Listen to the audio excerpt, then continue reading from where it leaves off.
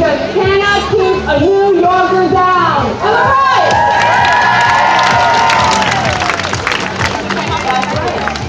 And so this year, everywhere you look, you will see us growing, building, and transforming. My name is Julie, and it will be my great pleasure today to introduce to you our felines and their trainer. So what do you say, guys? Let's put our hands together for our felines. Please give a big hello to 350 pounds, Nino, Diego, and his trainer, Andrew. Hey, guys. And the wild sea lions can be found all along our west coast, as far north as Canada, and as far south as Mexico. Sea lions are very social animals, and they commonly gather together in large groups called rookeries. And these rookeries can be pretty noisy places.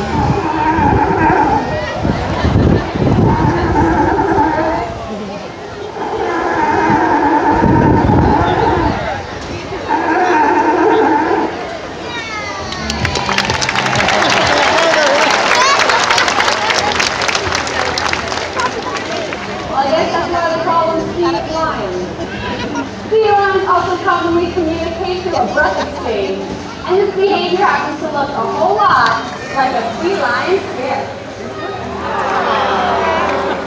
Thanks, buddy. As you guys may or may not know, sea lions belong to their own group of animals called the pinnipeds. And this group includes true seals, deer seals, and walruses.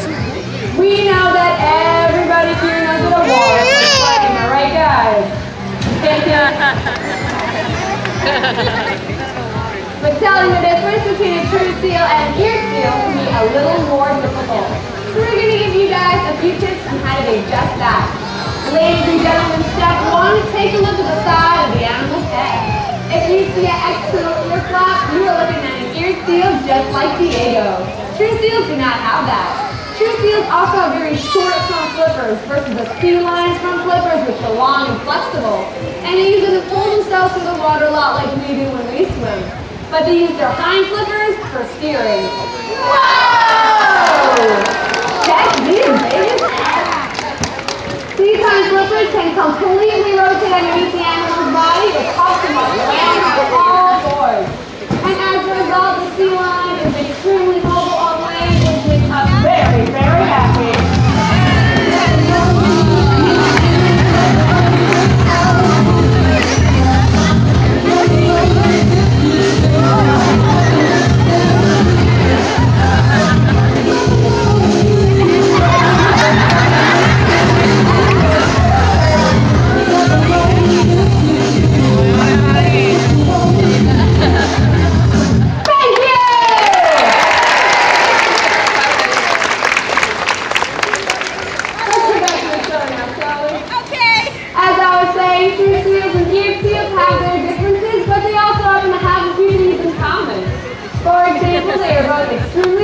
Catching their prey. Generally small schooling fish such as herring, and Diego loves his herring. But you know, Angie, he has denied the fish in your pouch this whole time. I think he's going to help himself. No way, I trust him. You trust him. I do. Alright guys, okay. Angie trusts Diego so much that she will put a fish in his mouth because she knows he will not eat it. Is nobody impressed by this? That's right. Okay, it's too late for that. We don't want your sympathy. But we say go home, try this with your dog and a steak or a good luck. Good luck. Angie, let's take this up a notch. Okay, Julie. Ladies and gentlemen, Angie trusts Diego so much she will put a fish in his mouth and completely turn her back on him. Because she knows if he turns back around, that fish will still be there in Diego's mouth. And that's a reason on the college show. Wait a second.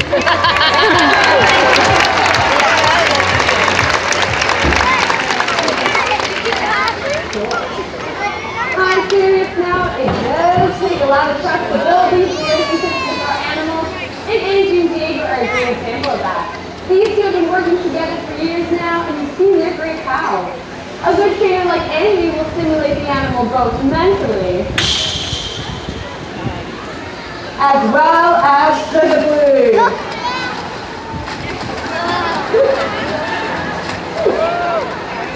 This also happens to include a whole lot of play. And to be honest, sometimes it's hard to tell who's having more fun, the sea lion or the trainer.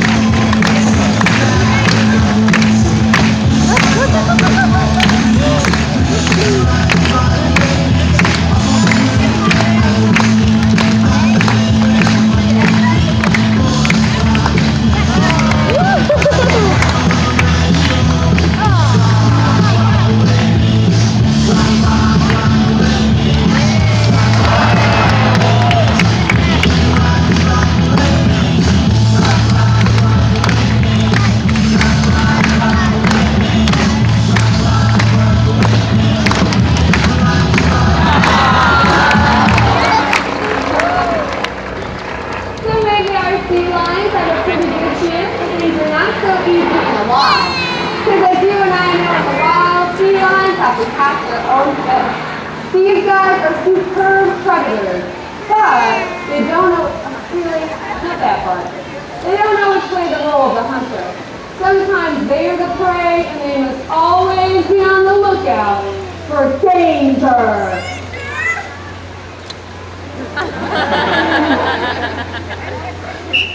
You guys see anything?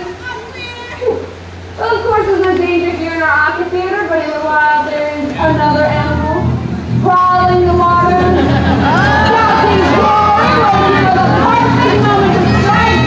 A sea lion's primary predator is the great white shark.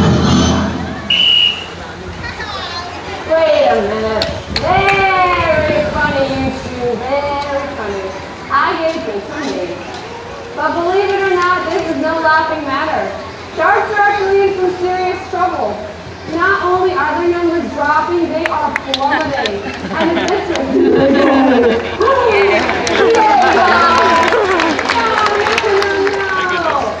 I know from a sea lion's point of view, life sharks sounds like great news, but I promise you in the long run, this is not good for anybody. I think you two need to take a time out. It's the both of you. Completely inappropriate. Reflect on that because, guys, this is a critical issue. Sharks are facing the greatest challenge they have ever faced. Possibly the greatest threat they will ever face. And this danger, this menace,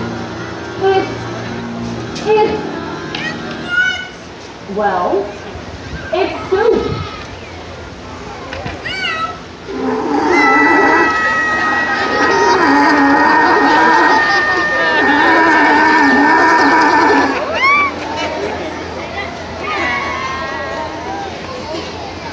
Guys, I know you're being sarcastic. And I know, soup does sound ridiculous. But as many as 70 million of these magnificent animals are killed every year just for their fins, which is used to make an expensive type of soup. And at this rate, many species will soon go extinct. That's more like it, buddy. But we can all take action to help protect sharks, like never supporting the sale of any shark products.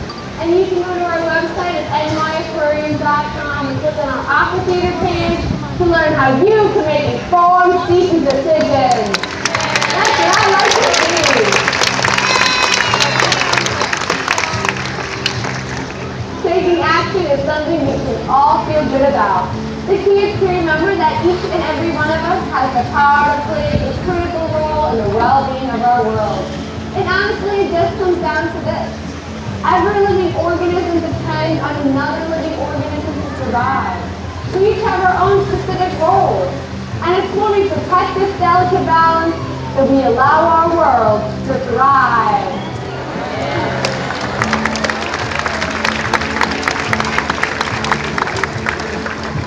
Alright, ladies and gentlemen, that's going to wrap up Diego's portion of the show. But before he does, how about a big round